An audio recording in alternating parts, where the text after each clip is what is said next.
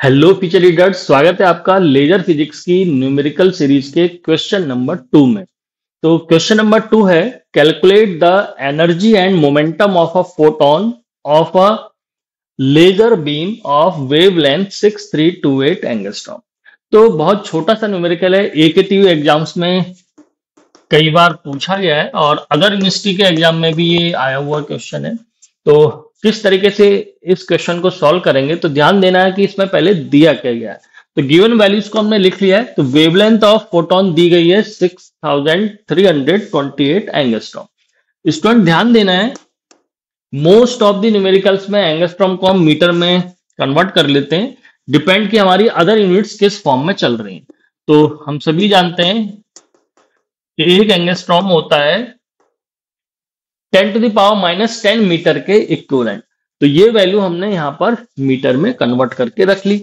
और फोटोन के एनर्जी का जो जनरल फॉर्मूला है हम जानते हैं E=h², लेकिन यहाँ पर फ्रीक्वेंसी तो दी नहीं गई है, दिया गया है वेवलेंथ। तो वेवलेंथ में कन्वर्ट कर देते हैं। वेवलेंथ में कन्वर्ट करने के लिए न्यू जो है वो c/λ से रिप्लेस हो जाता है। इसको यहाँ पे हमने इक्वेशन 1 कंसिडर कर लिया है, ताकि इस इक्वेशन में अदर जो सारी वैल्यूज हैं, प्लैंक कांस्टेंट h की, लाइट की स्पीड जो c है और वेवलेंथ, इन सबकी वैल्यूज को पुट कर सके।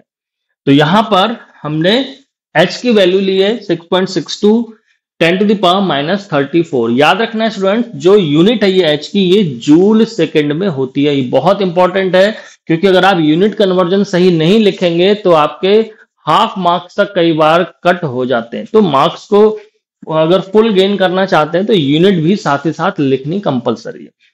सी की जो यूनिट है वो होती है मीटर पर सेकंड, तो वो हमने यहाँ पर लिख दी है। और वेवलेंथ की यूनिट भी हमने मीटर यहाँ पर लिख दी है।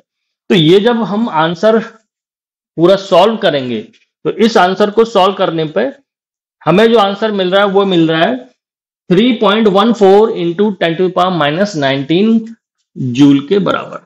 तो अब एक चीज और भी ध्यान रखें स्टूडेंट्स, यहां पर जो सॉल्यूशन आपको मिल रहा है पूरा एज इट इज कॉपी ना कर लें।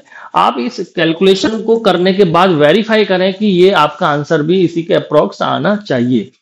अब कमेंट बॉक्स में आपको बताना है, मैंने लास्ट जो न्यूमेरिकल 1 था वहां पर भी ये पूरा प्रोसीजर बताया था, how we can convert joule into electron volt. तो जो लोग भूल गए फिर से मैं बता देता हूं, जूल से इलेक्ट्रॉन वोल्ट कन्वर्ट करने के लिए हमें क्या करना होगा, डिवाइड करना होगा 1.6 इंटू 10⁻⁻19 वैल्यू से।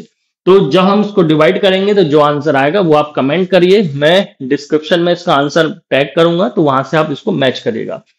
अब इसमें 2 पार्ट हैं इस क्वेश्चन के, क्योंकि एनर्जी तो पूछी ही गई है, साथ ही साथ यहाँ पर फोटोन का मोमेंटम भी पूछा जा रहा है। तो फिलहाल एकेटीयू के सिलेबस में मॉडर्न फिजिक्स हम लोग यूनिट अलग पढ़ते हैं, लेकिन कई यूनिवर्सिटीज में जो सिर्फ लेजर एज अ सब्जेक्ट पढ़ रहे होते हैं वहां पे क्वांटम मैकेनिक्स स्टार्टिंग में उनको पढ़ाई जाती है। तो वहां से हम जानते हैं डी ब्रोगली का एक वेवलेंथ का फॉर्मूला है λ=h/p।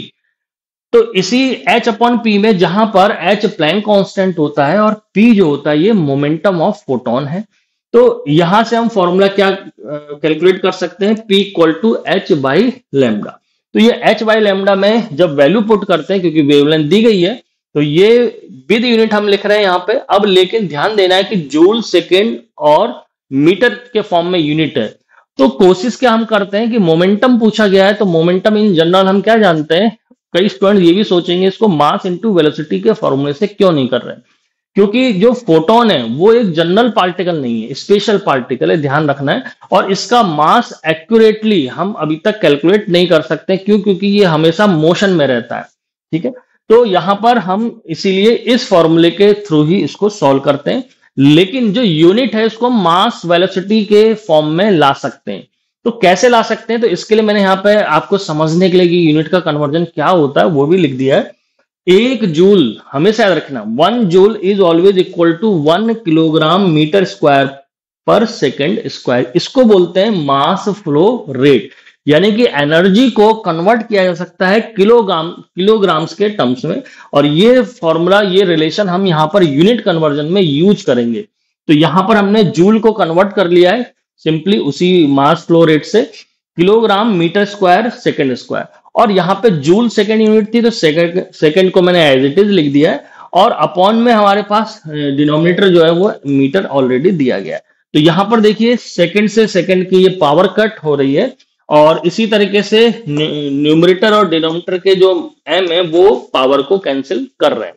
तो बचा अब हमारे पास जो वो क्या है, किलोग्राम मीटर पर सेकंड। तो ये क्या टर्म है, ये है मास और ये है वेलोसिटी, और ये जो मास और वेलोसिटी का रिप्रेजेंटेशन होता है यही हमारा मोमेंटम को रिप्रेजेंट करता है। तो इनडायरेक्टली अब हम यहाँ पे वेरीफाई भी कर सकते हैं कि जो ये वैल्यू आ रही है ये मोमेंटम के टर्म्स में ही है। तो स्टूडेंट ध्यान देना है कि जब आप मेन एग्जाम में अगर आप ये यूनिट लिख के आ रहे हैं तो भी वैसे तो सही है, लेकिन जो एक्यूरेट आंसर है वो आपका इस फॉर्म में लिखा जाना चाहिए। क्यों लिखा जाना चाहिए वो मैंने आपको बता दिया, क्योंकि मोमेंटम को हम लोग जनरली किस फॉर्म में जानते हैं, मास इनटू वेलोसिटी के फॉर्म में जानते हैं।